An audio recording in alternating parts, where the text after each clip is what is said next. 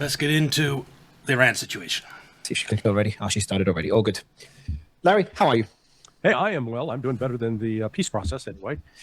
Well, talking about the peace process, there Peace process is on life support. was, let me find it here. I saved it. On TV, and I don't know if they're serious about it. I doubt it. If they are, then we're in trouble. IRIB, the Iranian news outlet, they said that the Iranian demands, and that's not official, that's just on the state TV, the country state TV, a permanent ceasefire. So that's what their demands are. A permanent ceasefire, US withdraws from the region, no interference in Iran, sounds fine, full sanctions relief, starting to push it, release of blocked funds, and $300 billion in reconstruction compensation, as well as control of the Strait of Hormuz. So that was on TV today. That's everything that Iran could possibly ever want. And I think that they'd be willing to give ground on, for example, the reconstruction money, the $300 billion for reconstruction. I think that's the easiest thing for them to compromise on. If they get control of the Strait of Hormuz and get charged a toll, they can, get their own reconstruction money from the toll. So I think that is for just bargaining purposes, the $300 billion for reconstruction. They really insisting hard on that, then I think that is a little stupid on Iran's part. I think that is the one area that they really should give ground on. Sure, this is a pressure tactic in the midst of negotiations, because this is very different to the rhetoric on both sides, to be honest, in the last couple of days. Yeah. Look, the Iranian position hasn't really changed since, I think the paper was first presented. Initially, it was a 10-point, and then later became 14 points. But that was presented April 7th, April 10th. So we're now closing in on almost 2 months since then. And Iran's position hasn't changed. Now, the good news, the good and bad news. On the bad news front, one of the original demands was a ceasefire in Lebanon. And that ceasefire is now, it's finished, it's kaput. We did get some indication that Trump ordered Bibi not to bomb Beirut. So maybe Bibi's listening to him on that front. But the rest of southern Lebanon is getting hammered. Yeah. Today's a bad day. And there's been apparently fights in the security cabinet between them today. And Bibi telling other ministers that no, there is no limitations for us in Beirut. But then Kat saying, yeah, there is limits. So there's a debate happening. And I think the power struggle is happening literally live as we speak between Trump and Netanyahu. Yeah, Trump is trying to assert himself, but the control of the Zionist lobby is just, we can't pretend that it doesn't exist. It is quite real and quite powerful. Do you think he'll be able to stop Netanyahu in Lebanon at all? It looks like he stopped him in Beirut. So at least for at least one night of respite. But see, Israel's main thrust, it's going to bomb. It's going to try to turn Lebanon into Gaza. Don't leave too many buildings standing. But to the extent that Hezbollah goes underground, that doesn't affect Hezbollah's ability to fight. And what we've seen, it does hurt innocent civilians, though, and it's very bad optically for Israel, and absolutely tragic for everyone who loses their home. Is that Hezbollah's effectiveness, particularly with drones, is increasing, not diminishing. Yeah. So they're really inflicting some significant casualties on Israel. I'm not sure how long Israel can keep this up, because it ends up being a bit of a Pyrrhic victory. So no, Netanyahu, he's in the same situation as Trump in that he's in a losing situation. Yes, he's suffering losses in Lebanon, but his Lebanon campaign is what is keeping him alive politically. It's him selling the idea that soon we're going to have Israeli settlements in Lebanon, and he's going to be the one who made that possible. That is one thing keeping him alive politically in Israel. If, for example, Israel was forced, as part of a ceasefire deal with Iran, to withdraw all its forces from Lebanon, that would be a catastrophic disaster for Benjamin Netanyahu, and one he would never recover from politically. He needs those settlements in Lebanon. They can drop bombs from 10,000, 20,000 feet, get away with it, celebrate. But it doesn't change the situation on the ground as far as who's controlling territory. And the further inland Israel tries to push, the more losses they're going to suffer. Yeah, I saw a report they're trying to buy nets from Europe to be able to protect the equipment and the soldiers from the onslaught of Hezbollah drones. That's what they did in Ukraine and Russia. All on these roads is like corridors, fishing nets to protect them, because drones can't go through the fishing nets. And it's somewhat effective, but what the the Russians or the Ukrainians can do is have one drone just detonate and blow a hole in the net, and then you can get other drones in. But it still makes it much safer to have the nets. Drones. Seems Hezbollah are getting heavily rearmed. Yeah. I'm guessing from Iran, and Iran seems to be getting heavily armed by mainly China. Don't rule out the possibility of being rearmed by Russia as well. You think Russia has the capacity with the war it's dealing with? Oh yeah, oh absolutely. Russia's got a far greater, Russia can walk and chew gum at the same time. They're fighting against NATO in Ukraine. They're fighting against NATO actually in Africa and the Sahel. I actually looked into that after this. It's actually fairly interesting. There's the war in Africa, and again, NATO is the bad guy there, and Russia is on the good side. But it's another reason why the U.S. and Europe want to take out Russia is Russia is interfering with their business, for example, in Africa. We'll watch a video on that later. Oh, the one in I think Mali or something. Yeah, Is that it? yeah. Yep. So I didn't know NATO's involved in that one.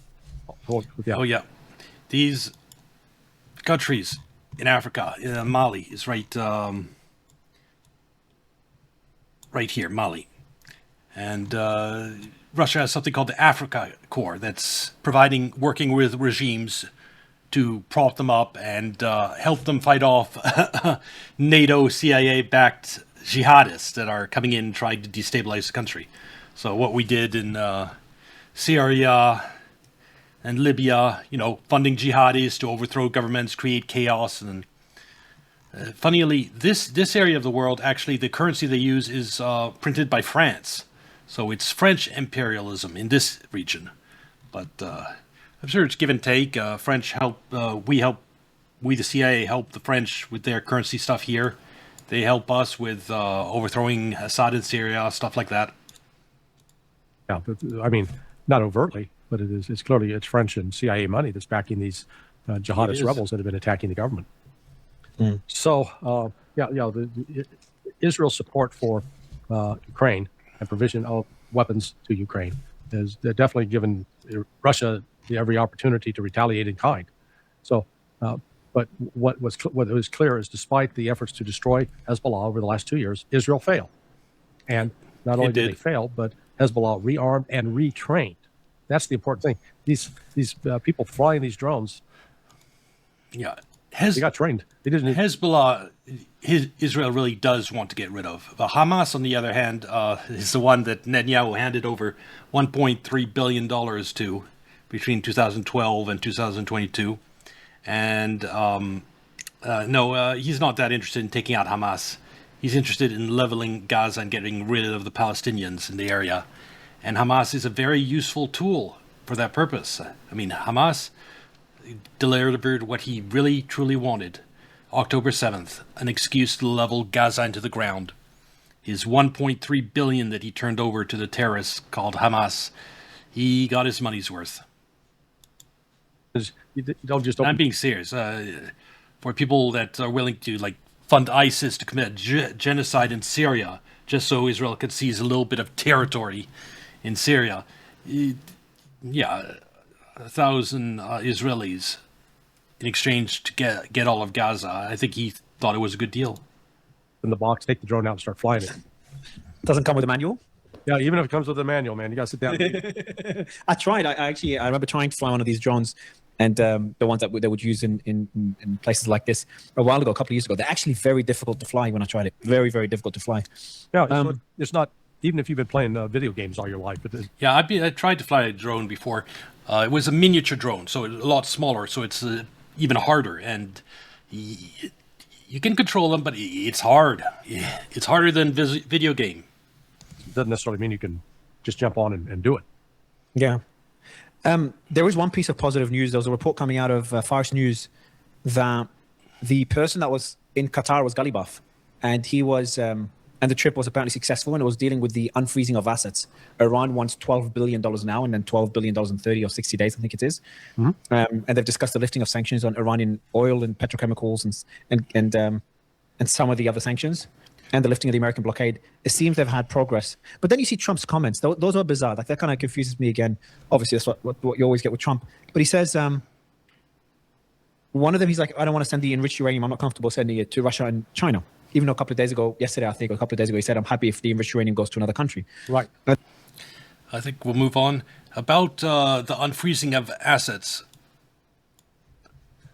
So interesting details on that in this video. 60% of it. And then we will see in the next few months more occupation, more bombardment in Gaza, because Benjamin Netanyahu needs to get. I don't understand. I saw that a few minutes ago. So he said, so there's a few crazy statements he made, just bizarre statements he made. Number one, he says, would you be comfortable with Russia or China taking Iran's stockpile of enriched uranium? Here we go. Already warned Iraq that discuss each point, how we can reach a common ground between us. However, the first point is the most important, because the frozen asset, actually Qatar has 12 billion, Iraq has 7 or 8 billions, and the Iranians already warned Iraq that they're no longer going to supply them with the gas needed, in particular when the summer comes up, because all these southern areas of Iraq are in need of the Iranian gas. And the Iraqis, with the very hot summer they have, they cannot afford not to have the Iranian gas. But the bill has been piling up in the last 5 to 6 years. And They're 5 to 6 years behind on their payment for Iranian gas. That's one part of the frozen assets. Iraqis are not allowed to pay back the Iranian their own money for their own gas. So that's negotiable. And by the way, the reason for that is, for example, when Iraq's ruling pro-Iran bloc races to choose prime minister, U.S. rejects its candidate. So Iraq is in a position where we basically own them because they sell their oil in U.S. dollars. And then the U.S. Treasury determines if Iraq is allowed to have those dollars. From that point until today, since the Iraqi war happened, the Iraqi Minister of Finance has had to submit funding requests to the U.S. Treasury, which then approves or denies them based on its own criteria. And so we, United States, say, no, you're not allowed to pay Iran. And so for now 5 or 6 years, Iraq hasn't paid for the oil they've been getting from Iran. And Iran's now said, no, this time you're going to pay us this year. And they're willing, but the United States, the money's frozen in the United States because we don't want to turn it over to Iran. The money, they've already submitted the oil to Iraq, and we won't let them pay the Iranians because of sanctions. He can say, okay, well, we can give you 10 billion now. This is your money. You have around 100 billion, and we can give 10%, but then we need something in exchange. That, again, is... So basically, what Iran's demanding in terms of unsanctioned money is it wants the money it's theirs. They've given Iraq the oil, and the money that's frozen in the United States that for Iraq to pay for that, the oil they've already received, U.S. is blocking that. Now, Iran's saying you need to unblock that. Is feasible. It's not a problem. The problem is ending the war. It means that the Israelis and the Americans fail to achieve their objectives, and then Donald Trump is heavily criticized domestically that he has failed to achieve the objective. Yes, it's going to be devastating for Trump when any deal is finalized, because everyone's going to be like, we have higher gas prices. Now Iran controls the Strait of Hormuz. They're unsanctioned, so the economy is going to grow. They're going to become stronger. We've given them back all their money. And what did we get out of it? Jack shit. We got it several $100 billion wasted on the war, destroyed bases throughout the region. Israel is probably going to be forced to withdraw from Lebanon, so it's not going to be able to build its settlements in Lebanon. It's going to be very, very sad about that. It's all going to be bad. Everyone, I mean, all those pro-Israelis that are propping up Trump now, all of them will turn against him. The mainstream media, which is running cover for Trump as long as he's in this war against Iran, will turn on him. And the supporters like Asmongold that suddenly find out that what the deal really is, that it's basically Iran's regime is going to be much stronger after this. We failed to accomplish anything. We lost base. Yeah, everything I just outlined. He's going to be like, this fucking war was a disaster. Why the fuck did we do this? And he'll be like, I am such a fool for having supported this war. That's something, that's what Asmongold would say. He's probably going to have to eventually say once the deal is announced. And so that is why right now everything is frozen in place. And this is why I really believe this, that I heard on Twitter, that the U.S. has accepted Tehran's red lines in the latest revision to the ceasefire declaration and is seeking time to manage domestic public opinion before formally announcing the interim agreement. That means Trump has capitulated, but he doesn't want to announce it because he knows that the political damage to himself would be like presidency ending. And so that's apparently the situation. The Abraham Accords as part of the Iran deal, which, several of those countries have already said, this is not going to happen. But just to put on the record for people, what I was told by an Iranian official was the following quote: "These issues have no connection whatsoever to the ceasefire negotiations between us and the Americans. From our perspective, Trump is attempting to extract last-minute concessions from the Arab countries in the final stages of concluding the interim." That's about so the news that Trump is pressuring the Gulf states to accept the Abraham Accords, recognizing Israel's existence. And the Arab states, at this point in time, when Israel is most unpopular it's ever been, no way they're going along with that, especially since they want a Palestinian state, and then they'll recognize Israel, which is common sense.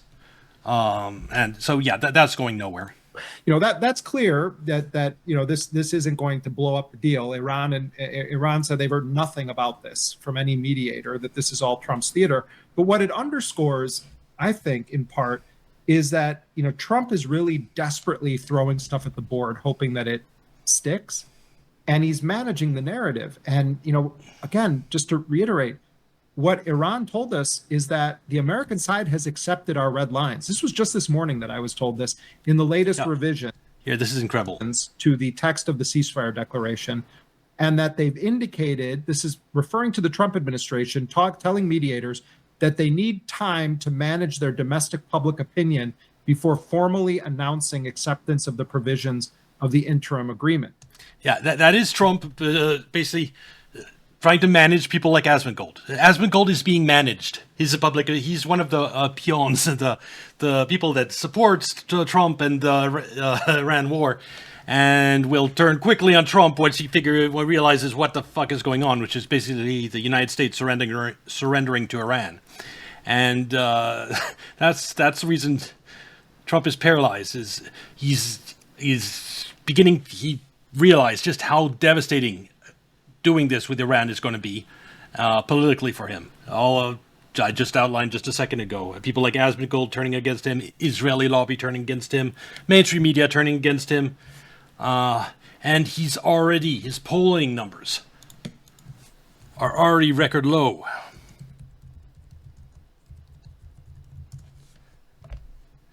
Yeah, hovering like 34, 39% approval rating, and imagine how that'll be after he surrenders to Iran, and Americans have to go through the summer with record high gas prices, knowing that, this is because Trump decided to start a war and then lose to Iran. Can you imagine the political ads they'll be able to make out of that to tarnish Republicans and crush them in the midterms? Yeah, he's fucked. But the thing is, those record gas prices, they're still coming in the summer, even if he doesn't do anything. And if he doesn't do anything, by the end of the summer, they will be absolutely catastrophic, the gas prices. If he signs this agreement right now, that'll start getting things moving in terms of oil. We can watch a video on that, actually, right now, about different scenarios for how bad it can get. But if there's peace agreement right now, and things begin to move, like tankers begin to move through the Strait of Hormuz, they begin to start opening wells that have been shut in. By the end of summer, prices will at least be flat. They won't continue to rise throughout the summer. They'll go up into June, July, and then they'll stay stable and slowly, very, very, very slowly go down afterwards. If there's no peace agreement, then they go up in June, they go up in July, they go up in August, they go up even more in September to catastrophic levels. And yeah, he's at that point he'll be forced to surrender to Iran anyway. He'll be forced to go back and negotiate with them, and they might ask for even more.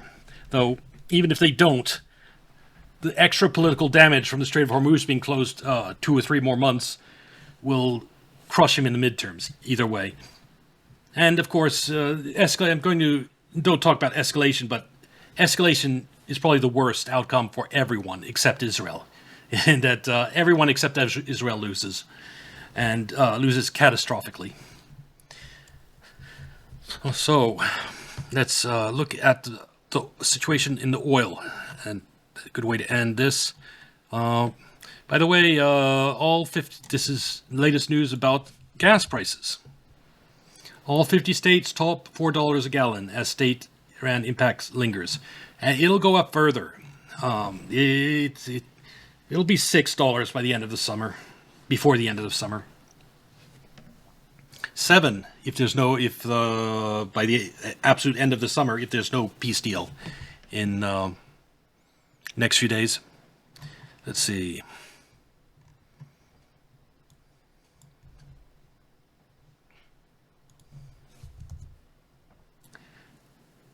Just a couple of hours ago, President Trump convened another cabinet meeting, in which case he was asked, as he always is, about what's going on with the Iran war. Are we close to a negotiated settlement? Has anything been agreed to by the Iranian side? Yes and no. Yes, they have basically worked out an agreement. No, because Trump doesn't dare announce finalize the agreement because of the political damage that'll come his way.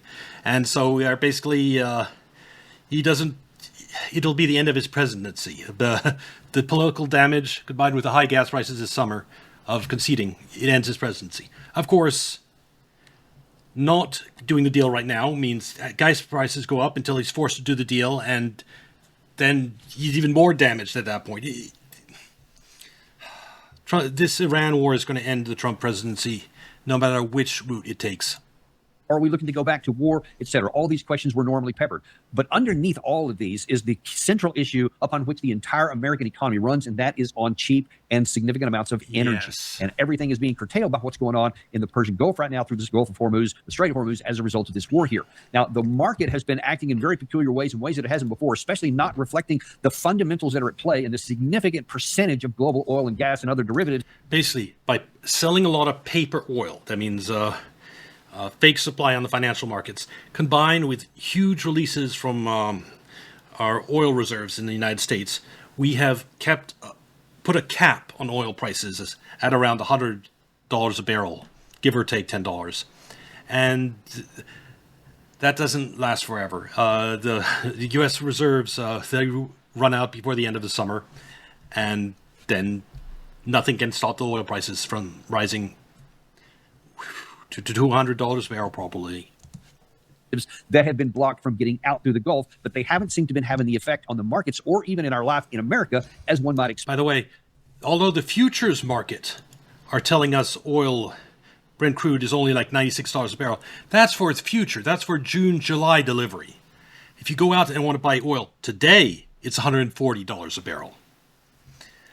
And so that $140 a barrel will become realities in the future market too at some point over the next 2 months, 3 months at most. The manipulation in oil, that's reaching its end. The problem is that is not a condition that is going to be extended much longer, and we're trying to cut through the BS and the claims that are made by many of the administration supporters and what is really going on. Because reason people aren't more angry about inflation is because most of it hasn't hit yet. The gas prices increased so far. If you look historically, it's not that different from normal gas from other times. Prices, graph. Gas prices always go up going into the summer. If you look at any chart that has multiple years lined up on it, like this one. Oh, no. I'm looking for multiple gas prices over multiple years. it record gas prices. It's only a slightly higher than the record for at this time. Like in 2000, during COVID, there was a spike in gas price, and so it's not that out of the ordinary yet. And people aren't mad again about it because what? They filled up their tank 2 or 3 times at this higher price. 3, actually, depends on how much you drive. It might be more than that. But someone who drives infrequently, maybe like 4 or 5 times since they really started going up. Once you start doing it a few more times and gas prices start going up even higher, and also those high gas prices start filtering into everything else, then you're going to start to see more of a reaction on the ground, and most importantly, what we can expect coming due. And we have nobody better today to talk to that. The first time on our show, an old friend of mine, somebody I've known for many years, Art Berman, who is a geologist and energy consultant, and is very prolific and active on X. And a lot of people pay a lot of attention to his analysis, not the least of which Commodore Steve Jeremy, who's on our show a lot. He holds you in very high regard. So first of all, Art, welcome to the show. Delighted to have you here. Well, thanks so much for having me. And yeah, Steve is a mutual friend, and I think someone we both respect a lot for many reasons. We do, for many reasons indeed. Listen, one of the other reasons why I'm really glad to have you here is because your whole career you have made of kind of the symbolism that we have it here at the show, being unintimidated and uncompromised to tell the truth no matter what people think. And man, do we need a lot of that today. Let's start off by showing what President Trump said regarding oil just a few minutes ago from the Oval, or from his cabinet meeting. You have to say the United States has so much oil that we are an exporter of oil. So we have plenty of oil. We're very lucky. We're blessed with the greatest piece of land in the world from that standpoint, and we have more than anybody else. And now when you add Venezuela to it, we have, I think, 64% of the world's oil. And we're getting along very well with Venezuela, by the way. It's being run really beautifully. The big companies are moving in. It's going to be amazing because it's also, like us, they're very blessed in that sense. But we have natural energy that no other country has. We have more than anybody else. So it's really a world problem because most of the world doesn't have that, and we're making it available. So let's take a look at that first of all, because he's like saying, hey, you know what? We're energy independent. He said that a lot. We got plenty of oil. He just said there it is. So we don't even have to worry about it. I'm going to talk about the Venezuela stuff separately. But what do you say when he says, yeah, we got plenty of oil, so I don't really care what happens in the Gulf? Okay, this one just shows it. This is the imports are up here and U.S. crude exports are down here. I think we still a net importer of crude, basically. Yes, we export oil, but we also import a shit ton of it. So we're not protected from this oil shock. Wow. It's hard for me to even know where to start. First of all, we've got more oil than anybody else. Patently untrue. I should have just waited. He would have exposed all this. U.S. plus Venezuela have 64% of the oil in the world. Preposterously untrue. I mean, everything that comes out. There's $1 trillion barrels of oil up here in the Arctic that is undeveloped because of the sanctions on Russia. And yeah, it's just, that's, I think, the biggest untapped oil reserves in the world. Out of this administration when it comes to oil and energy, which is maybe not the only thing I know, but the thing that I know the best, is just, well, I want to step back a little. I don't want to call it a lie, but it's so damn close that it's just false. It's completely, utterly, unsupportably false. End of discussion. Okay, so, but to your question, does whatever amount of energy? Let me say, look, he is right in one way. I mean, the United States is blessed, if you want to put it that way. I mean, we have a lot of natural resources. The United States is a large country too, especially when you take into account Alaska. That's one of the reasons that the United States is a great power in the world today. Not just oil and natural gas, but I mean, water resources. I mean, we could go into a whole discussion of all this food production. Yeah, we have excellent food production. Strategic reasons that the United States is what it is. So I don't want to take issue with him because I kind of agree with him, in an overall way. Having said that, however, first of all, in a globalized economy, nobody is immune from anything. Okay, I mean that's just ridiculous. True. First, absolutely true. I mean, if the United States were an island, an economic and cultural island, which was completely... Actually, Russia is probably that type of island because of all the sanctions on it and the fact that it's so big, it has all the resources it needs. So one country that could shut itself off from the rest of the world and survive completely fine because it's got food, it's got oil, it's got minerals, it's got rare earths, it's got everything. So, Russia's the only one that's more or less safe from this oil shock. Self-sufficient unto itself, didn't trade with anybody else, didn't participate in global politics, then then we could start to focus in on what parts of his argument still don't work, and there are plenty. But since that's not the case, it's ridiculous to even have this conversation. I mean, so for instance, if the United States is dependent upon the prosperity of other countries for trade, then if other countries are in desperate conditions because of the scarcity of oil, then that clearly affects the United States. I mean, it's just it's you don't have to have a degree in economics to understand that. And so the kinds of ridiculous statements that he makes give the impression that that's not true. Now, is it true that the United States will be somewhat less affected by what goes on in the Persian Gulf, say, than other countries? And the answer to that is somewhat, yes. I mean, we get... For one reason we're less affected to begin with is that we're farther away.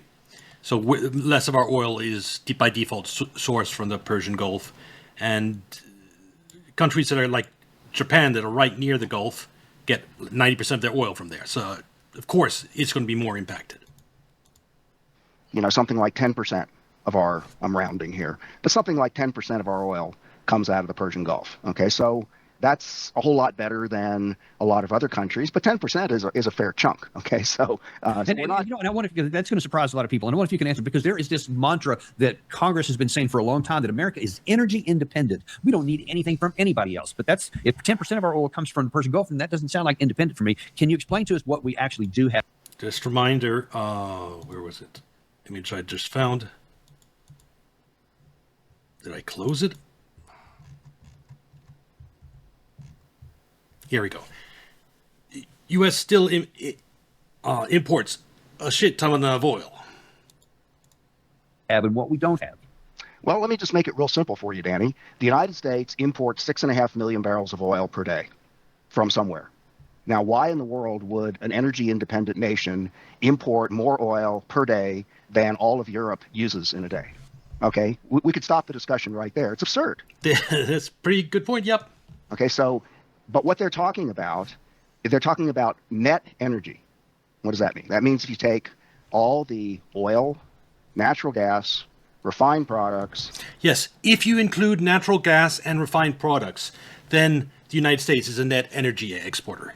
If you don't include that, if you just do oil, United States is not a net exporter of oil.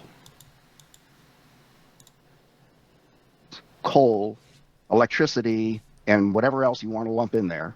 And you say, all right, let's just add up all of the exports and all of the imports of all those things, convert each one of those into some common unit, whether it's barrels equivalent or joules or British thermal units or whatever, and you add and you do an accounting ledger of that, then you will come up with the answer that we are very slightly a net energy exporter of all of those things. But if you talk about oil, we are absolutely not an exporter. We export about 4 million barrels a day. We import 6.5 million barrels a day. So in the simplest analysis. Yep, that's what you see. We $4 million per day, 6 million. We import 6 million, export 4 million.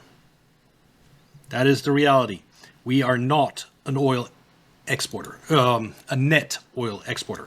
Analysis. We are a net importer of about 2.5 million barrels of crude oil and condensate per day. So, I mean, what about President Trump's claim a week or two ago that he was boasting that all of these empty VLCCs and other tankers that were going to the Persian Gulf are now... Sorry, I missed your comments.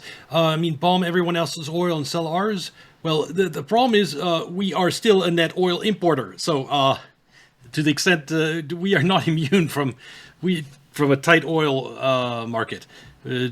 Our gas prices are still going to skyrocket. And yeah, so natural gas, bombing natural gas, is a different story. We are a net importer of natural gas. Streaming into all these American ports, and they're just filling up and making us just, hand over fist with a lot of money. How is that working? Well, it's not working too great, but I mean, what business is it that tankers are in? They're in the business of moving oil around. All right. And so if most of the oil in the world is unavailable in the Persian Gulf, then whatever empty tankers there are in the world, and there are plenty of them right now, they got to find a cargo someplace, or else they just lose money hand over. I will say that right now, because the United States is releasing all this oil from its strategic reserves, tankers from around the world are coming and getting that oil, and that's what's keeping the oil prices somewhat down. But so we are a net export of oil right now because we're draining our reserves, and that's temporary. Over fist. So they're going to go to wherever somebody will sell them a barrel of oil. Now, that doesn't mean that they can turn around and sell that barrel somewhere else, but at least they've got a cargo that presumably, well, it's better than having no cargo. Okay, so that's issue number one. But the most important thing that people should ask themselves is, why exactly is it that we export 4 million barrels of oil a day and import 6.5 million barrels a day? Why? I know the answer. Because we export light crude that our refiners can't process, and we import heavy crude that they can process. So that's why. Why don't we just keep everything that we have, export none, and be close to energy independent, as some people seem to think we are? And the answer is because the kind of oil the U.S. produces is the wrong kind of oil. Not all oil is the same. What a shock. It's not all the same. So, I mean, for instance... No, and actually, you say that's a shock. That is a shock to most people. Yeah, that's why you have Brent crude, Murban crude, and light crude. There are different types of crude. And refineries process different kinds of oil. Drink alcohol. A lot of people think that all oil is oil. So what is it not? I'm not hearing you. Gary, do you have any idea? Can you hear me, Gary? Still not. I'm sure we can edit this out, right? This is actually live. Nope, you can't level Yeah, no, edit you're it out. fine. You haven't changed, Dan. Okay. Can Can you hear Gary? I Gary, still can you can't hear him. Yeah, how about that? Yeah, can you hear me, Art, by the chance? I hear you fine, yeah. Okay. That's very strange. I don't even know how that's possible. Yeah, I don't even know what to do with that, Gary. Art, you can try going out and leave the studio and come back in. I Okay, think I can tell you, in the meantime, if you would ask him about the last question that I just did, that would be great. What does it mean that all oil is not the same? Art, what Danny's asking is, what does it mean that all oil is not the same? Can you just simply just tell us the differences? Well, yeah, but okay, but I think we need to get this technical problem fixed because Well, Danny's going out and coming back in, so hopefully that'll resolve it on his end. Yeah. Yeah. So I mean, let's just say that that you want This will be edited out for my YouTube video, though. to drink some alcohol, and I say, oh well, what kind do you want to drink? I got beer, I got wine, I got whiskey, I got tequila, I got all kinds of different things. Well, I just want to get drunk. Oh, okay. So in other words, you don't want beer. And you don't want wine, you want 100 proof Jack Daniels, right? Yeah, that's what you want. Okay, well, what the United States has is 3.2 beer. So you don't want it. You want the 100 proof Jack Daniels, which you can get from the Persian Gulf and certain versions of Russian crude, but that's not what the United States produces. Now that's kind of a crude example, not to make a pun, but it costs us a lot of money to redesign an oil refinery to process a different type of crude. And with the world being a global oil market, it just makes more sense to export the type of crude you can't use and just import the type you need. No problem. Unless something extreme happens, like you bomb Iran Supreme later and close Strait of Hormuz, there'll never be an issue. But it makes the point. Okay, so the kind of oil that we produce here in the United States is what we call light oil. It's sort of like light beer. Okay, so oil, it cooks in the earth. And the more deeply it's buried, the higher the pressure, the higher the temperature, the more the heavier portions of that oil effectively get distilled off. Okay, and so what's left is a very light crude oil, which is wonderful for making things like gasoline and petrochemical feedstocks and plastics. But it's no good at all for making things like diesel, jet fuel, and kerosene. Okay, so what happens is, and it's not just shale. This is pretty much all U.S. oil. It's it's sort of a geochemical situation. It's got to do with just the stage of cooking that the oil in the United States has. Plate tectonics, and is probably the reason why you have the same type of oil in like the entire region of the United States. Different region of the world, different types of crude. Undergone. It's not because it's from shale or because it's from something else. Now, it's not 100% true, but it's, it's 90% true.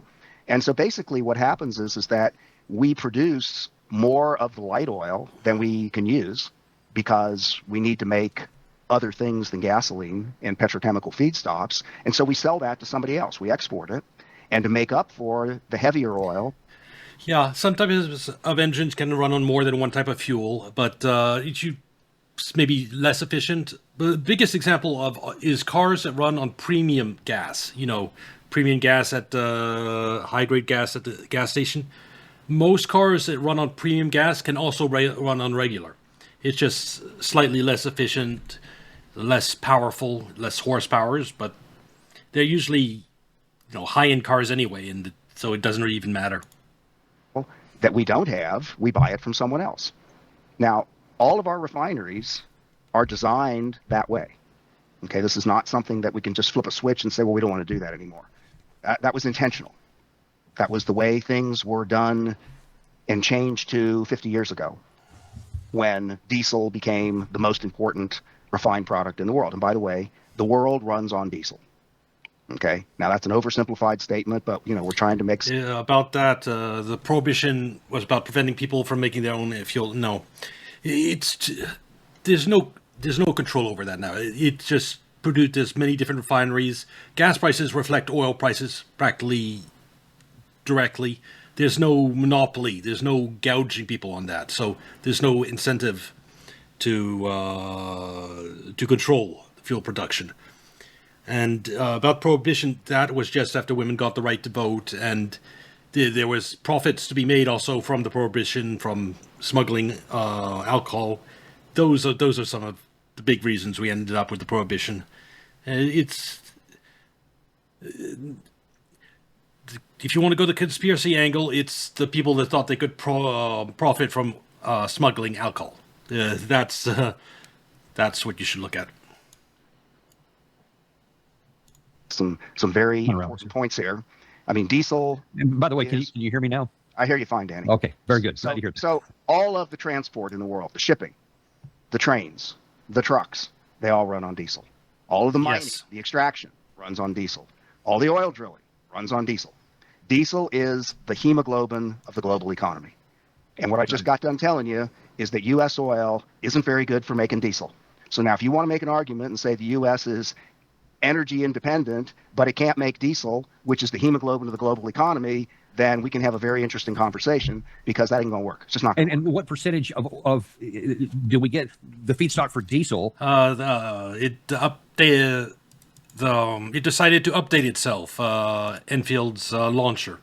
Sorry about that. And what percentage of that comes from the Persian Gulf? And my understanding is a lot of that is also what comes out of Venezuela. Is that correct? Okay, so I don't want to make this too complicated. 3/4 of the oil the United States imports is from Canada. Okay. And the oil from Canada is sort of the inverse of the oil from the United States. It is super heavy. Which is what we need. All right, so Canada, most of its oil all the light stuff has been chewed up by bacteria and microbes, because most of it's sitting at the surface. This is what they call the oil sands. These were ancient oil fields that essentially leaked up to the surface and congealed. They kind of froze, and the bacteria have worked on them for hundreds of thousands or millions of years. So all the light stuff has been eaten by the bacteria, and all that's left is tar. They're also called the tar sands. Interesting. I didn't realize there was bacteria that far down. Okay, Venezuela is exactly the same. So in a weird way, so Canadian oil, Venezuelan oil on its own isn't very good for anything. U.S. oil, being the inverse, very light, is good for some things, but not everything. And so you'd like to say that together, we've got a match made in heaven. And so if we combine the heavy stuff from Canada mostly, and a little bit from Venezuela, and we combine that with the light from the United States and put all that into a refinery, now we're putting out a product that is needed and useful. Now, it's not quite that simple. You don't just, pour them into a blender and, shake it up and say, okay, here's your martini. You want it stirred or shaken? No, it's not that simple at all. In fact, the heavy oil from Canada and Venezuela has to go into a completely different part of the refinery. and it has to go through completely different processes that are complicated. It has to go through catalytic converters and hydrocrackers and all kinds You of just have to look at the size of oil refineries to understand that it's a complicated process. stuff, because basically you got to take the tar and you have to add hydrogen to it to, quote, upgrade it to, so you got to add the hydrogen to the carbon to enrich it to the point that it can actually make the diesel and the jet fuel and the kerosene. Because by, in its native state, it isn't any good for anything except, to tar a road with. Okay. I'm serious. Yeah. So, I don't want to overwhelm you or or your viewers with complexity, but to make a point, the name of the refineries that the world uses, including the United, they are called complex refineries for this very reason. All right. Now that Yes. makes it, that's very important to understand. And I appreciate you pointing that out. That's why when you're playing any type of factory game, when you start getting to the oil side of things, oh my God, does it get complicated with byproducts, unwanted byproducts, and yeah. Especially comparing it to the Jack Daniels and stuff. That makes it a lot easier to understand. Right. Let's take a look at something else here. So now, I guess here a month or so ago, 3 or 4 weeks ago, when it looked like that things were not going well with the Iran war, oil peaked up to, I think, $119 or so. And then many things happened, and it kind of stabilized for a pretty good amount of time at around 100. But now then it looks like, at least it's being claimed, that we're getting close to a negotiated settlement, which was scuttled again today. We have Mr. Kevin Hassett here, for the White House NEC director here, claims that pretty soon, actually within a month, less than a month, it's going to fall below 85 barrels a day. And then he had... I don't encourage betting, but that's not going to be happening. this to say on Fox News, I think it was. As soon as the straits are open, then energy prices are going to plummet like nothing you've ever seen before. There's so much oil sitting in the Gulf, there's so much excess capacity in Saudi Arabia and UAE that prices should drop very, very quickly. And since core inflation has just barely budged because of this temporary circumstance, then For one thing, getting the straits opened up, it's been mined, so getting traffic to return to pre-war level is going to be a challenge in of itself. And it won't be happening right away. Then you have... Yes, you'll be having a lot of Gulf that's in storage tanks. It'll be coming out, but not at the pre-war levels. And if we're lucky, most of the shut-in wells will be able to be reopened by the time oil in the storage gets taken out by tankers. But probably not in some places. It won't be pre-war levels right away. And that's when inventories around the world are record lows, so you're going to have to rebuild inventories at the same time. No, oil prices would stabilize if it were open today. It means they'd probably just stay around where they are, $100 a barrel for another few months, then eventually ease down. expect that the big positive supply shock is going to overpower oil. Actually, I've talked about the futures market. The actual real price is probably going to stay around 140 for a few more months, then go down. The supply shock is coming. Wow, well, that's interesting. A lot of experts we talked to said this could be, Chris Martinson being one, said that this would take like 6 to 8 months in a best case scenario to unwind before anything close to being back to normal once it actually does open up. But here he's saying, no, man, next month we're going to be in good shape. Is he right? It's a bald-faced lie. There's nothing that Kevin Hassett just said there that's true. At least there's no energy credentialed expert that I know, and I know a lot of them, who would agree with anything he just said. So forget about what Art Berman thinks. Forget about what Chris Martinson thinks. Go on X and find yourself a half dozen or a dozen credible energy experts, including from central banks who tend to be a little behind the curve. And every single one of them will say, no, everything he just said is wrong. Yeah. Not true. Absolutely untrue. So, this guy, they wheel him out whenever they need, I guess they can't get Mark Zuckerberg to be their synthetic life form because he doesn't work for them. And so they wheel Kevin Hassett out. If it opened now, I predict the actual physical price of oil would drop below $100 a barrel probably by like December. That's my guess. I'm just guessing. I'm going to see if it's the same as what he says. They program him to say something that, gets a rise from somebody. And everybody says, oh, great. We got nothing to worry. That's complete nonsense. Absolute, complete nonsense. Untrue. Nothing he said is true. So oil is not going to quickly go to $80. Oil is never going to go to $80 again. Okay, how about that for a categorical statement? Okay, if then I'm already wrong. $80 for a day or a week. Okay, I can still be right then. He can drop to $80 a barrel for a day in December, and I'll be right. Or something like that. But I would be shocked if the monthly average price of oil ever gets to $70 or $80 again, no matter what happens with the Strait of Hormuz. Wow. So what makes you say that? Because that is a pretty bold statement. Well, there is the fact that inflation, the dollar's value is constantly dropping. And so even by the time all this gets sorted out, that's another factor to take in. Because, first of all, we're never getting Hormuz open again. End of discussion. That's just not happening. Okay, I mean, and you have to think about it. I mean, you've got a military background. I mean, if I think I disagree with that. I think it opens in 2 to 3 months from now. Maybe, 2 to 3 months. 3 months, give or take a month. And that's when the rest of the war comes together and pressures Trump to capitulate to Iran. If you win the hill that controls everything around you, would you ever give it up?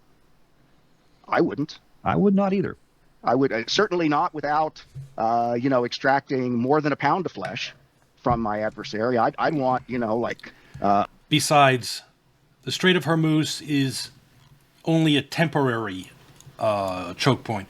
In that, if this war ends with Iran controlling the Strait of Hormuz, what happens then is there's one pipeline going across Saudi Arabia.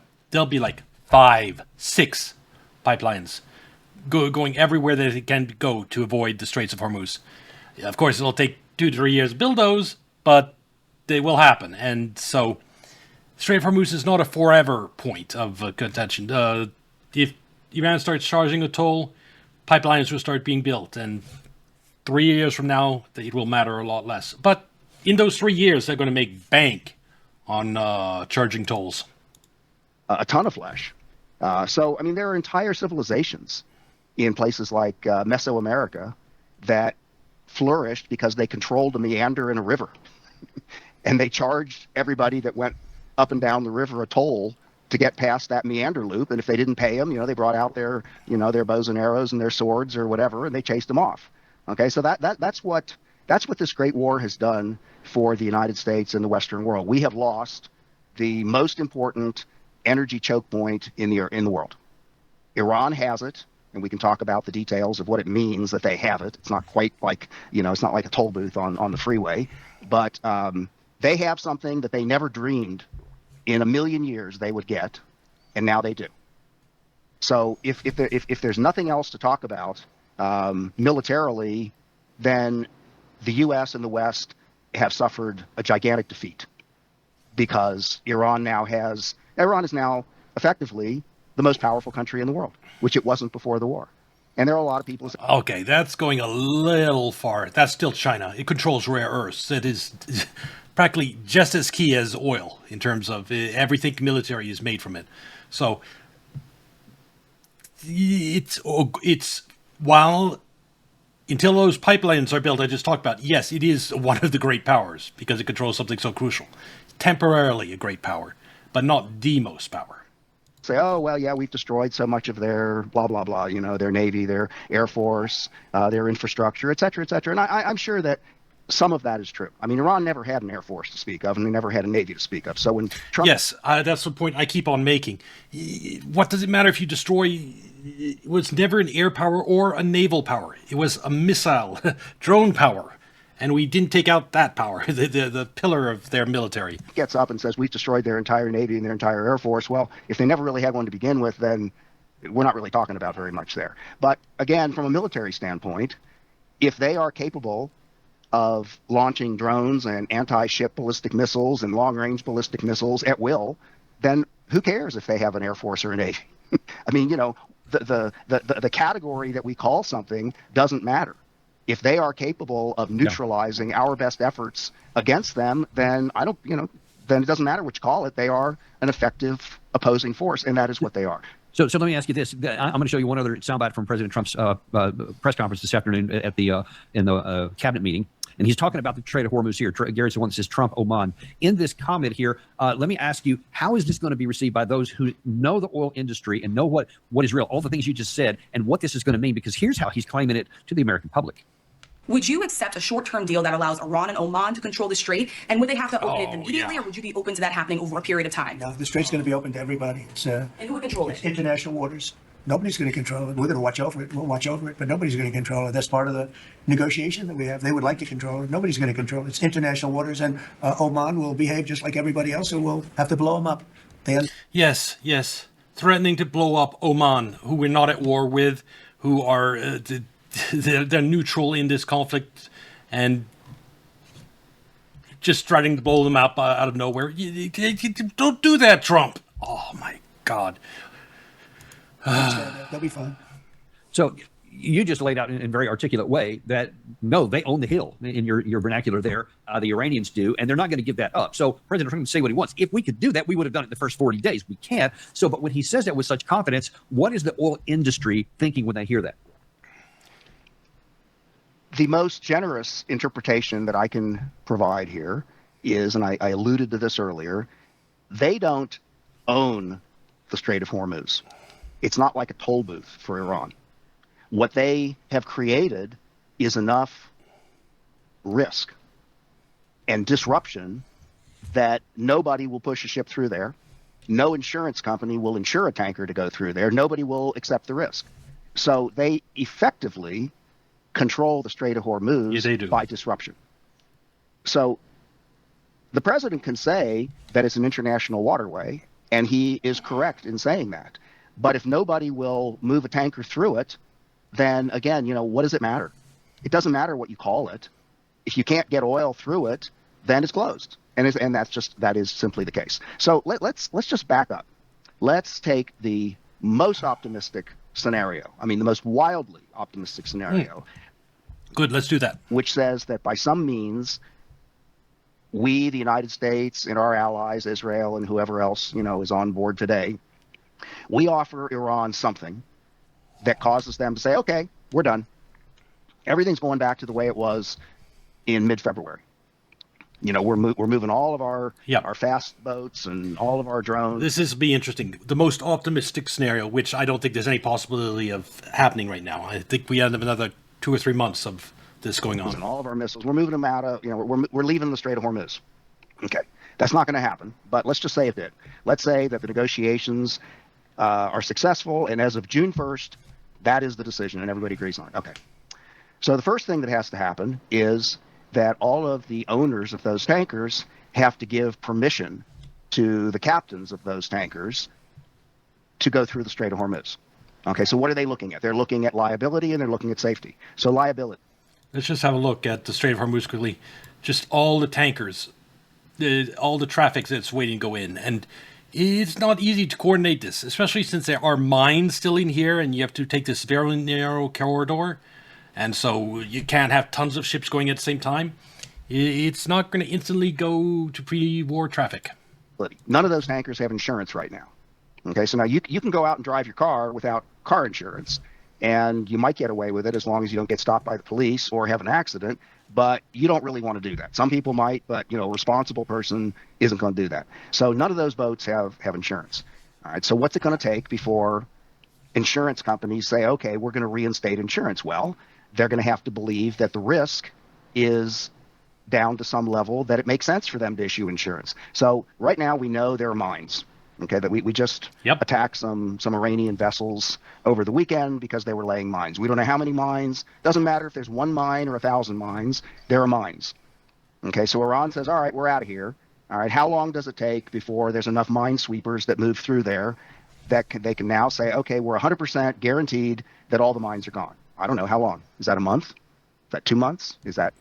Yeah, it's probably 6 months. But it's not all the same. We know that traffic has gone through here, that there is this very specific route that Iran has outlined where there are no mines. So traffic through the main part of Hormuz, that needs to be demined. But you can still start to get traffic in and out. It's just through a very narrow band, and that limits how many ships can get through. But you'll be able to get some traffic through, even at the beginning. 2 weeks? I don't know. But it isn't overnight. Okay, it's some period of time. All right, so once that happens, then the insurance companies they'll get their gears going, and maybe in a month after that, or 6 weeks or 2 months, their underwriters are going to come back and they're going to write letters to the ship owners and say, okay, this is what you used to pay for insurance to go through the strait. Now it's 5 times as much, but take it or leave it. That's what we're offering. All right, so they're going to go back to their owners and their boards, and they're going to talk about that. So we're going to go around in circles for, let's just say, 2 months, or let's be generous and say 4 to 6 weeks before anybody feels like, all right, now we can start to move. All right, so how many tankers are inside the Persian Gulf? I don't know exactly. A couple of hundred, pushing 1,000 perhaps. All right, so if everybody's in a movie theater and suddenly I will mention that this is something I think the United States has already set up to provide insurance to go through the Strait of Hormuz. So if it opens up, I mean, Trump will be desperate to get oil flowing again. The United States government might insure traffic through the Strait of Hormuz if to speed things up. And whether that'll work or not, we'll see. But I think it might be able to help. Okay, well, the movie's over. Everybody, leave the movie theater. Well, it's not like everybody just runs out the door. Everybody's got to wait for the person next to them to get up and, get their purse or, put down their popcorn, or there's somebody with a walker or a wheelchair or something. And it's going to take, by the time everybody queues up to orderly get out of the movie theater, it's going to take 15, 20 minutes. Well, it's going to take all these tankers something like 3-4 weeks to reposition themselves so that they're actually in a queue to get out of the Persian Gulf. All right, so let's just say a month to get the insurance.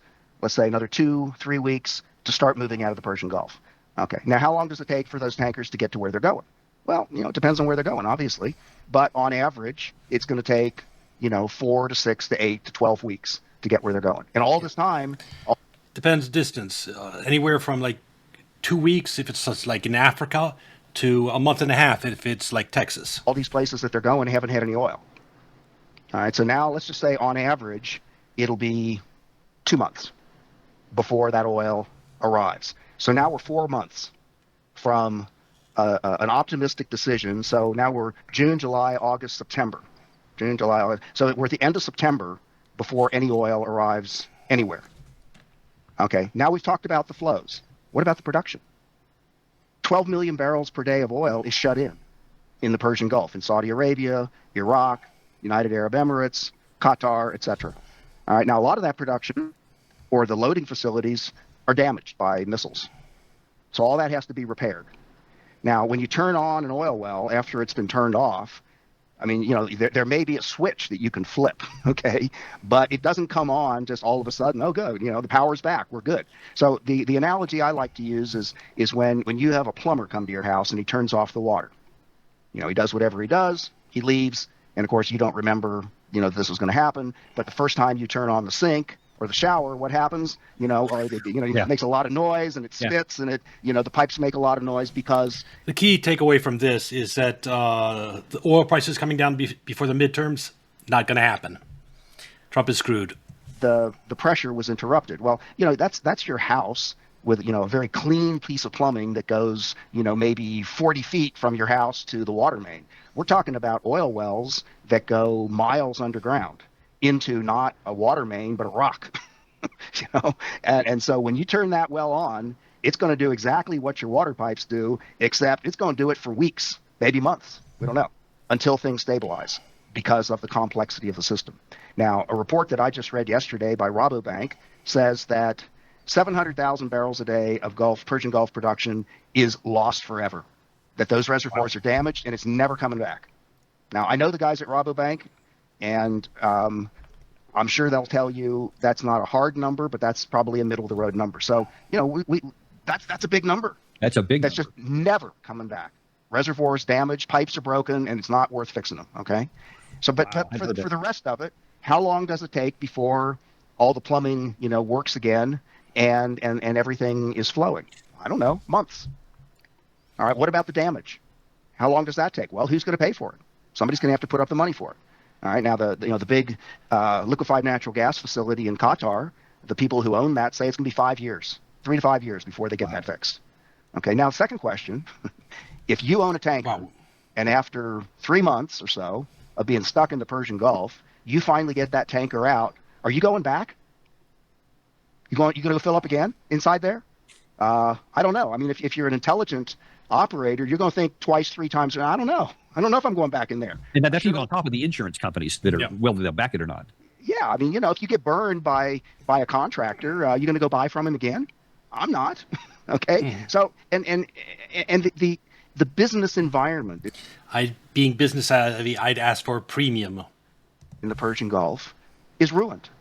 I mean, places like the United Arab Emirates and Qatar and all those places, they built themselves on some sort of like a free market haven where everybody in the world wants to do business here because it's a great place to do business, and we don't have high taxes, and government's not going to get in your way, and even though we're Muslim countries, we got bars and brothels and gambling and just everything you need to have a gay old time.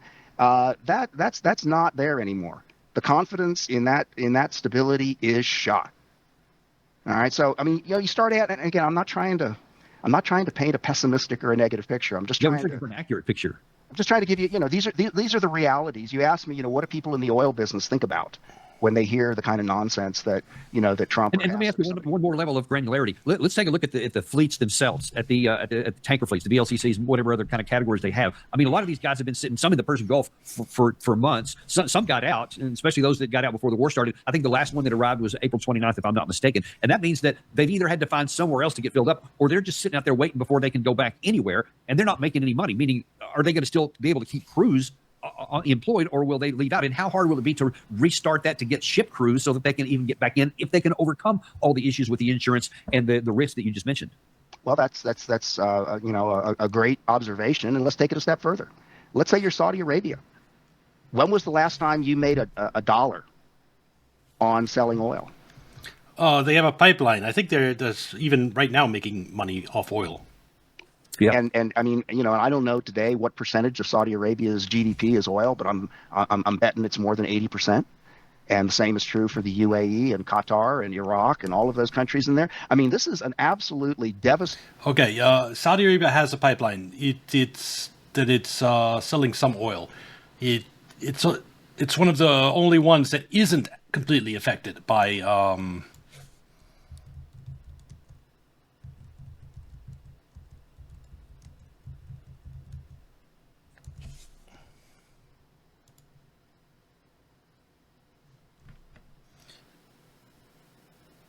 halved. Saudi oil sales to China have as Hormuz crisis lift prices. That's 1 month ago. So during the blockade, it's still selling oil. Saudi Arabia about to see record low crude oil sales this May. Well, that tells you Saudi Arabia is still selling oil. So Saudi Arabia was a bad example. Qatar would have been the better one. Qatar doesn't have a pipeline out of this region. It's this place right here. And it hasn't sold much oil. Stating economic crisis for those countries. They do not have diversified economies. They are, as close to 100% dependent on oil as they can be, and they have. And if you don't feel too bad for Saudi Arabia, because they're also selling that oil that they are selling is at $140 a barrel. Made $1 in 3 months. So, that gets back again to the sort of confident comments that, that Trump made. Well, I mean, if I'm Saudi Arabia, I'm not going to believe a thing that he just said. And I'm going to be working as hard as I can behind the scenes to be making deals with Iran, because I got to make some damn money.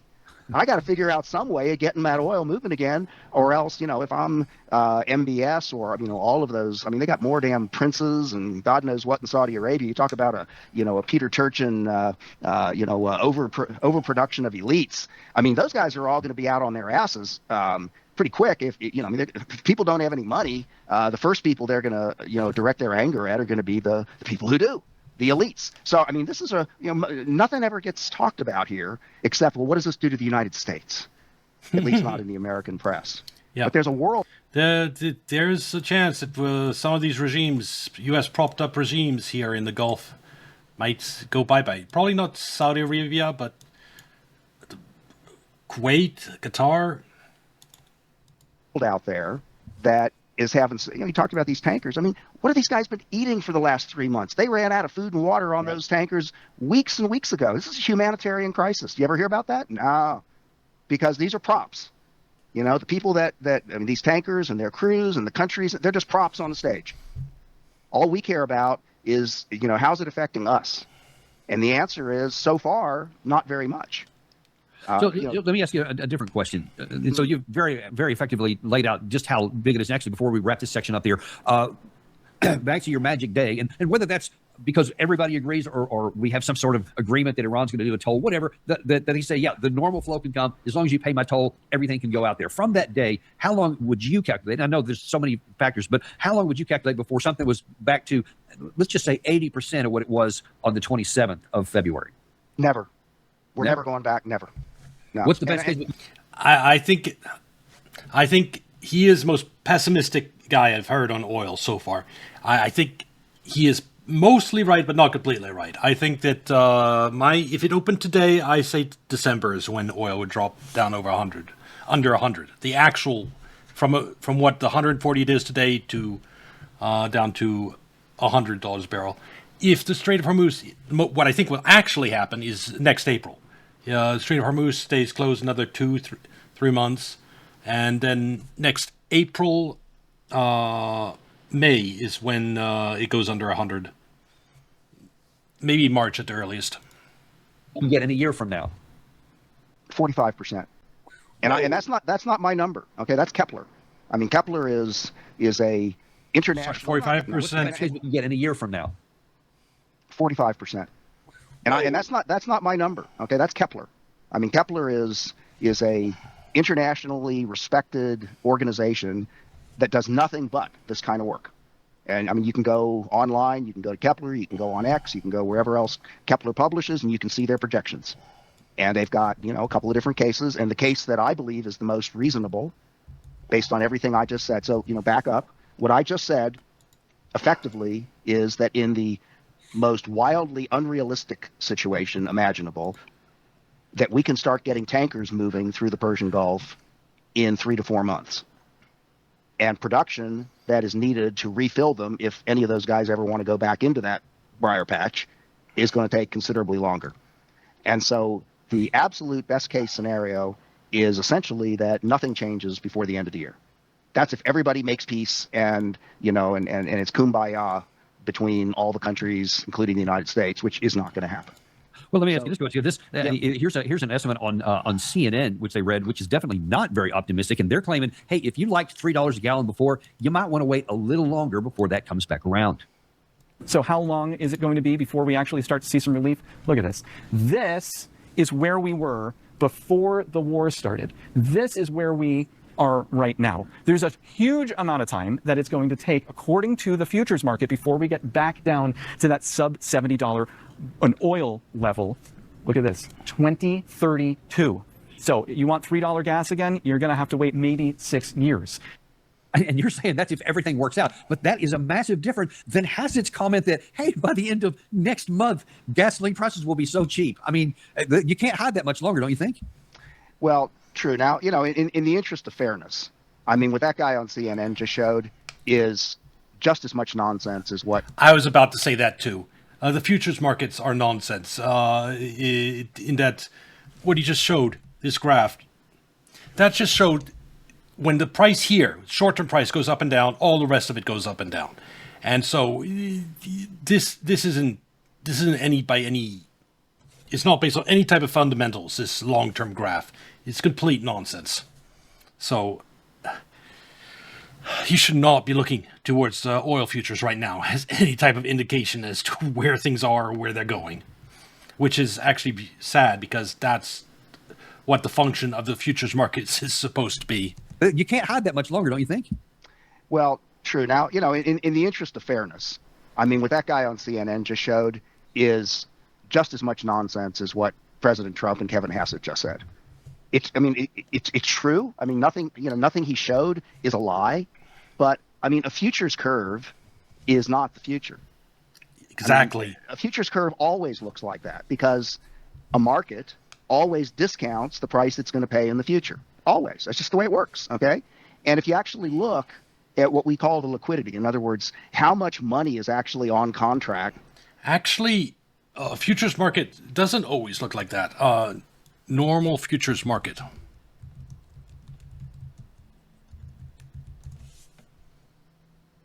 curve. Normally, the price in the future is higher. The reason being for that is it costs money to store stuff. So, if you want oil like next September, well, you can buy it today, and then pay to store it for what is it, 4 months until September, or you could buy a futures contract for slightly more, maybe including the storage cost, and then take delivery in September. That's a normally functioning futures market. However, if you have a drastic physical shortage of something, then the futures market goes into backwardation.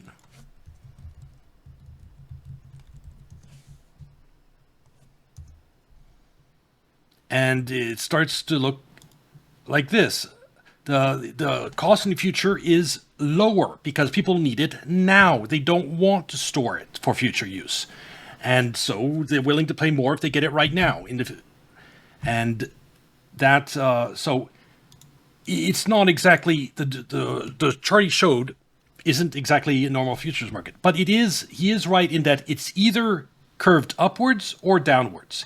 If there's a physical shortage, it's backwardation. It's curved like you saw on CNN. If there's an oversupply of something, it's the other direction. It's the price gets more expensive in the future. I don't care about 2030, 2032. How about how much money is on contracts in October of 2026? I mean, it's like 20%. All the money's on the front end of those contracts. So there's no money that's out there, and therefore it doesn't mean anything, and it changes every week. So, I don't think that I don't want to, I got to be an honest broker here. And while everything he just showed tends to support the points I'm making, I'm going to tell you, no, don't believe that, because that's not the right way to think about it. But it does bring up an important point, and that is when you look at the price. I'm just showing you, so you see it's not nonsense. I just Googled this. The first thing came up. This is the curve in 2016 of that's oil, light crude, and you see it's more expensive in the future than it is today.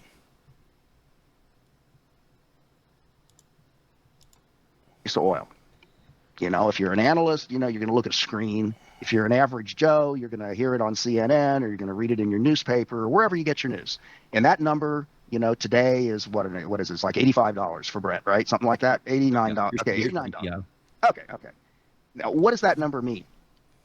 That is the futures contract for the end of July.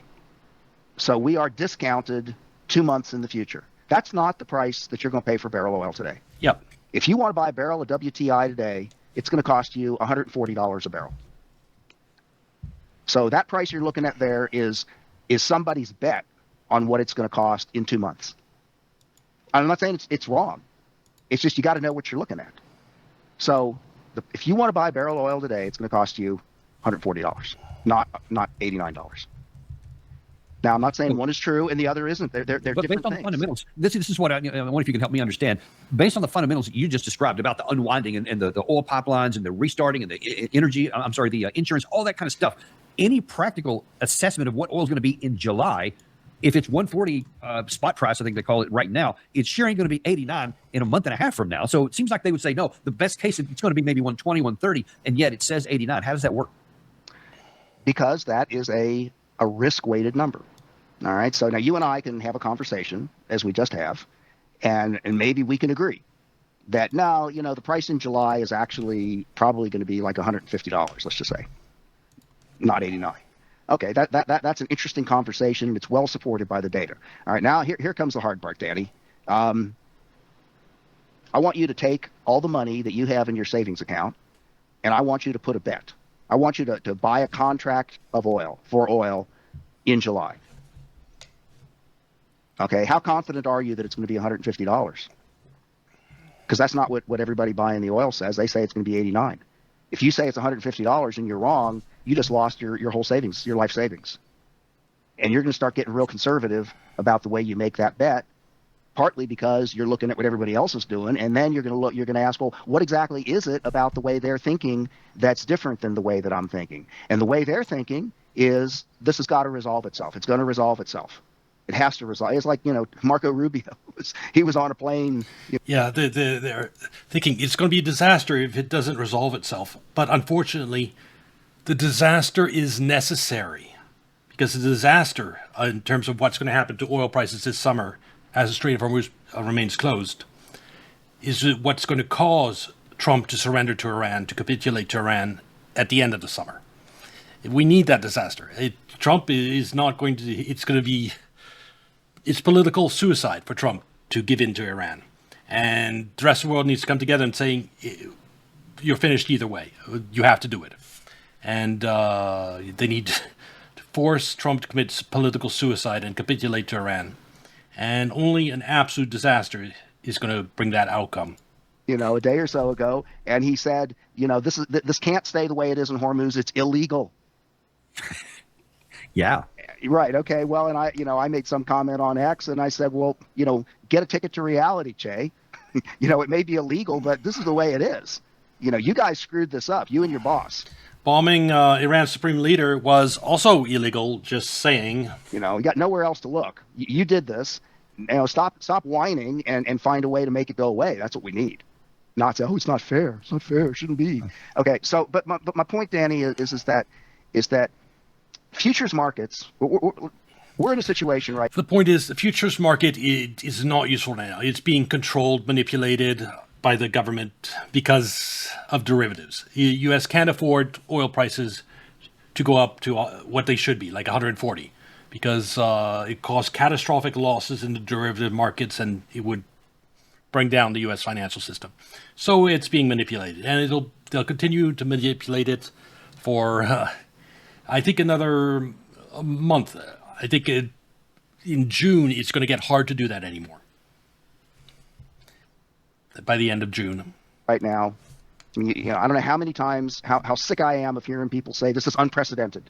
Everything's unprecedented. Well, I got news for you. In the oil industry, and I've been in this business for 50 years, there is no historical precedent for what's happening right now. So nobody knows how to evaluate. Yes. In terms of the amount of oil that's already been taken out in these 3 months, it's worse than every other oil shock, by far. Nobody. Because it's never happened before. We don't have any analog. We can't say what's going to happen. All right. And so every day. The only reason things haven't exploded yet is because their world had reserves and they're being used. But those reserves are going to run out. There's new information. And some of that information is valuable and some of it is bogus. But the way a futures contract gets settled is there are two people or two parties. There's one party that listens to President Trump, and I'll call that party the dumb money, for lack of a better word. And they're saying, the price of oil is going to be, or what Kevin Hassett said, it's going to be $80. I hate to say it, but the Asmongold's of the world. In a couple of weeks. And so that person's going to go out and he's going to put his life savings on $80 oil. And there's going to be somebody who has to be on the other side of that trade that bets, no, that's not right. You're wrong. I'm going to make a bunch of money off of this trade, but how far am I willing to go? I'm going to say it's 90. You say it's 80, I'm saying it's 90, because I don't need to say it's 100. I don't need to say it's 110. All I need to do is win the bet. And I know if you say 80, you're going to lose. So I've already won. I've already made a ton of money. Okay, that's what's called price discovery. And so we are in a period where the entire structure of the oil market is up in the air. Nobody knows where it's going because we've never been here. That I agree with it. Every piece of information, whether it's true, false, or a rumor, motivates somebody to put some money on the table. And that's why the price is so volatile. It goes up and down because there's dumb money and there's smart money. Maybe, I say it's dumb money. Maybe that's too negative, but less informed money that actually believes the propaganda that you've just shown. And there's also derivative-based money. That means someone who's sold derivatives on oils and needs to manipulate the market to ensure that they never have to pay off on those derivatives. And so they're selling paper oil, the oil futures, at a loss. They know they're going to lose on the oil futures they sell, but they're doing it anyway because if they don't and the price of futures contracts go up, it triggers derivatives. Bets, like derivatives are basically side bets on the market. And it would be absolutely catastrophic. And that's the reason why oil prices are being suppressed. Someone going out selling paper oil that they know they're going to lose money on, and they're doing it to avoid even larger losses on oil derivatives.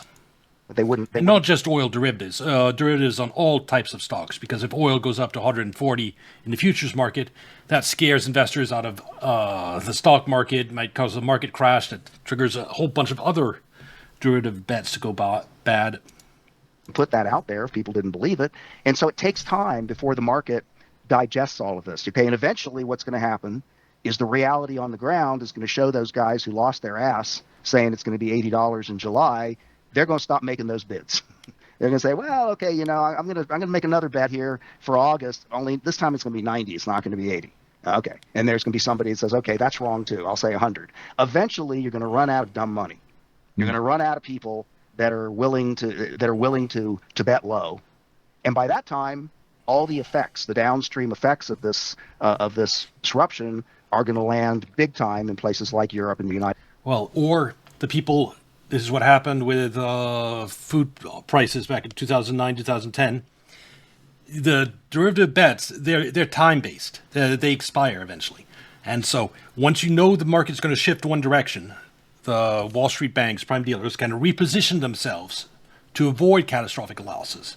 So they only need to hold oil prices down like 2, 3, like 1 more month probably, and they'll have finished repositioning themselves for higher oil prices. And at that point, they can let oil soar. So the oil prices will go up in the futures market. The banks are already changing their position in derivatives, getting ready for that.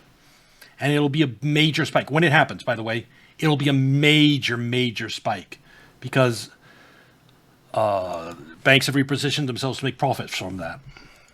United States. Yeah, and then no matter what Kevin Hassett says, everybody's going to say that's a lie. That's not true because I just went to the gas station and I know. And when is that going to be? That's going to be by July. Okay, right, so right now we're living off of our savings account. We're living off of inventories. So it's one thing. It's one thing to have dumb money. You can't hear me. You can't hear me again? Dan, you want to tell me the question, and I'll be happy to tell. Yeah, and then I'm going to jump out again. Just what is the difference? Right now, it's the dumb money and the smart money, whatever has to do with the price here. But what happens when it gets to the point to where there's just not enough diesel fuel to put in the tank, and we can't do commerce? Okay, all right, we have the dumb money and the smart money going at one another. He wants to know what happens when there's just not enough product to be had because of the glut, or pardon me, because of the not being produced. Well, that's when the price takes off, and that's what I'm saying is that I've done modeling on this, and other people have too. And once places like the United States get hit with the reality of this, and I've already said that it's going to happen sometime. It's not going to happen overnight. It's going to happen in stages. But end of June, mid-July, it's going to hit hard. And by then, can you hear me now? By the way, I do. Okay. By then, the price on your screen is going to be pretty darn close to the spot price. Then we're going to be at 150. And I think it's going to go higher. I think we're going to go, I've modeled it out to 160, 180. Wow. At which point demand destruction kicks in. And for those who don't know, can you explain what that is? The price gets high enough that I'm not going to fill my tank. Or if I do, I'm going to fill it half. Or even worse than that, I need to fill my tank, but I can't afford to fill my tank. So I just don't have the money at that price to fill my tank. So I can only fill 3/4 of my tank with the money I have. So that's what I'm going to do. Way, or I'm going to drive less, or wherever I can cut my demand for petroleum products, I will. Okay, and so the price gets high enough, and I make choices, and I don't use oil as much, and everybody else does too. And so we get to, let's say, 160, 170, 180, and then the price is going to drop down because demand is going to drop. And in my models, we're not going to get lower than 105. Wow. In the most likely case, in an adverse case, we're never going to get to 130 again. But in the best case scenario, which says that by the end of the year, things, I don't want to say they're normalized, but they're moving in the right direction. Yeah. Okay.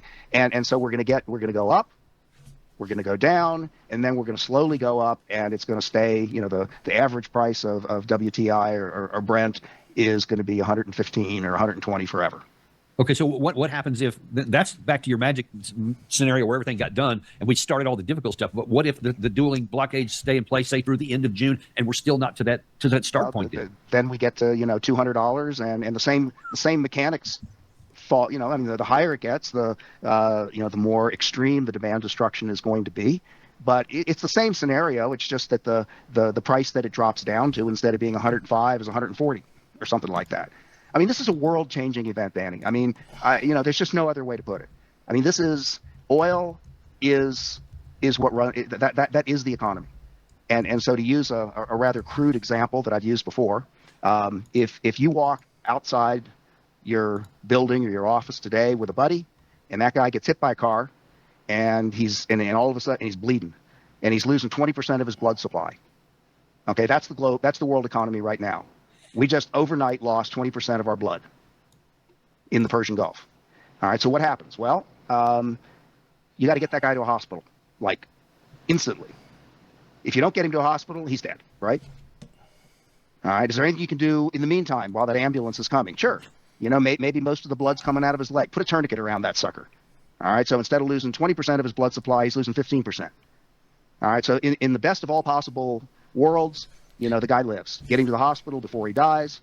And yeah, one thing you could do to ameliorate this oil crisis would have been, in terms of the physical supply, would have been to increase the price of oil right now in the futures market. If we had $6 a gallon gas right now, it would decrease demand and make things easier during the summer, and we might not hit $7, as an example. But we don't have that, so we're over-consuming gasoline now, which means higher prices for gasoline later. And probably he's going to lose that leg. He might lose more. His brain might not work anymore. He might have had a stroke. He might not be able to talk anymore. He may be alive. That's the world we're talking about. You don't do this. You don't bleed out in the parking lot and have everything go back to normal like Kevin Hassett said. That's not the way the real world works. And let me ask you that question, because that's something that a lot of people don't understand. They're like, okay, 20% of the global oil supply, gas supply was in there, so okay, fine. Let's go to the other 80% and just have everybody produce a little bit more, and then we can replace that. What do you say to that? Well, first of all, it doesn't work that way. I mean, why are we so dependent on the Persian Gulf? First of all, because they've got the reserves and the rest of the world doesn't. But now we're back to oil quality again. All right, so where are you going to get that extra oil from? You're going to get it from the United States? You're going to produce more light beer that you can't use. You're going to get it from West Africa? They got light beer too. You're going to get Venezuela to produce more. Good luck with that. But there you're going to get sludge. You're going to get tar. Honestly, the only other place outside the Persian Gulf that has a high daily supply of the right kind of oil is Russia. Yeah. So if you're wondering, why we're relaxing sanctions on Russian oil, that's the reason why. Is because, Russia, the United States, and Saudi Arabia are the three biggest oil producers in the world, and a lot of Russian oil falls into that sweet spot that's real good for making diesel and kerosene and jet fuel. Okay, and by the way, Putin is no fool, and while everybody's all consumed with this issue, he's making his move on Ukraine again, right? Yeah. We covered that earlier today in one of our shows about what could be coming very soon. Well, listen, we as advertised, you are unintimidated and uncompromised to bring us the truth on this, but it's something we desperately need to know. There are so few people who understand the things that you just described here in ways that everybody can understand. Yep, it was a very interesting video. I will say that I think he's a tiny bit too pessimistic. I think the situation's bad, but a little bit less bad than he's outlining. And but about what's going to happen to oil prices this summer, I just had it here. This is the type of thing we're going to happen. When you hold the prices not at the right, it's going to be a big spike. Jumping up, I think it'll touch $200 a barrel this summer, briefly in a spike. How long it'll stay up there, whatever, it depends on what's going on with Strait of Hormuz. But I think it's going to go over 150 once it shoots up, at the minimum. Somewhere 160, 170, and then with maybe a few days spiking up to 200. That's what's coming sometime this summer. And as to give you another example of this is what it looks like. This is an actual example of what it looks like when there's suppression in the futures market, like's going on in oil. In the spring, summer of 2009, it became obvious that there were catastrophic production losses in terms of crops in the United States and actually in several places around the world. There was going to be a much smaller harvest than normal. You can see this spike up here, the spike. That is the world hearing all these news stories about crop disasters in the United States. Then the USDA comes out and predicts the biggest harvest ever. It falls. Then USDA predicts an even bigger harvest. It falls more. Then you can look at a chart of the USDA predictions for 2009. They just go up and up and up and up. At the same time, the USDA declares virtually every county in the United States an agricultural disaster area with 30% worse crop losses.